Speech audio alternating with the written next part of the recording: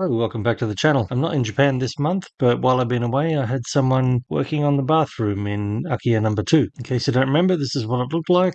A very typical 1970s Japanese bathroom with the blue tiles on the floor and the pink tiles all the way around. There were a couple of problems with the bathroom. There was a crack running around the mid-level of the tiles, about 4 tiles down from the top. I would have liked to fix that just to make it look better. A bigger problem was the lack of a shower or any hot water tap. You can see that tap right in the middle. That only has cold water.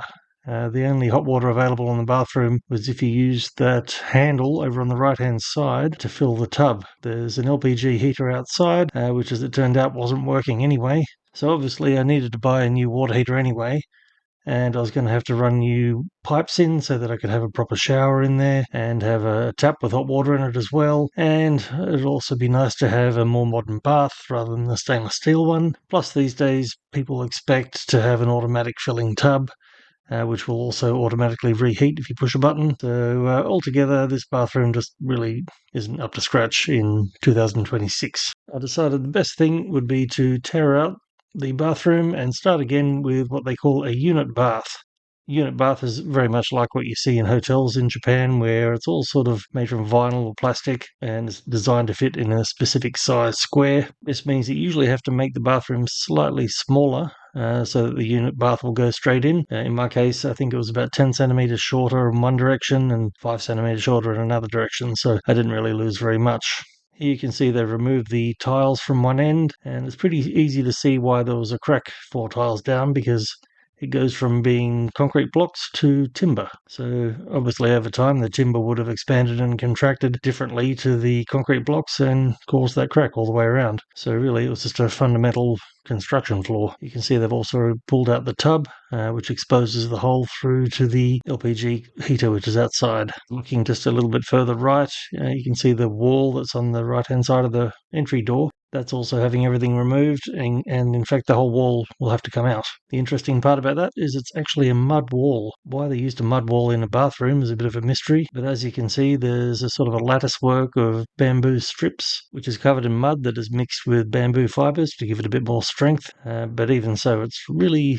unsuitable in a bathroom. So this is a bit later, that whole wall's gone now, and they've also jackhammered out the existing tiles and the whole concrete floor actually, because they're going to reset the whole thing. So here you can see they've redone the concrete floor. You can also see the pipe work coming in from outside, ready for the new unit bath. Unit baths are usually designed so they only need hot and cold water to come from one source, and all of the other plumbing is built into the unit bath. Also, they only require one drain, so the floor and the bathtub both drain through the original bath drain. This is a shot of the ceiling. You can see the top left part, there's steel reinforcing for the balcony, which is above that point. On the right, there's a bit of wooden framing for a small roof that extends out from the balcony. This will all get closed in by the unit bath as well. And this is the new LPG hot water heater. It's a Rinnai instant hot water heater.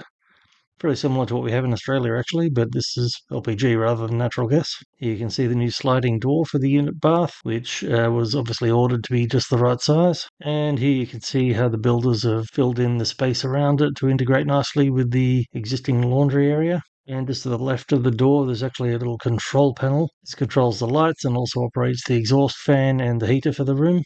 And this is about the best shot of the room that the builder gave me.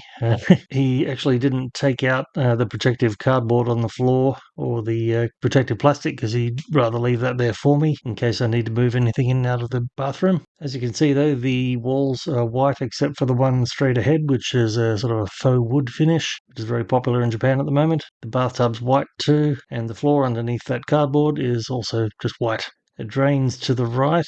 You can just see underneath the bathtub there's a little gap, and that's the drain for the floor, which goes into the bathtub drain. Also on that faux timber wall, you can see the control panel for the bath. On those, you'll find on the top right, there's a button to turn on the hot water. The one below that will fill the bath, and the third one will reheat the water. You can see the shower head there, which is on a vertical rail, so you can bring it down low if you prefer to have your shower sitting on a stool, as they often do in Japan. And finally, on the ceiling there, you can see the ventilation and heating unit. Unfortunately, until I get to Japan, these are all the photos I have that I can show you. But I'm actually going there late next month, so I'll have some more photos then.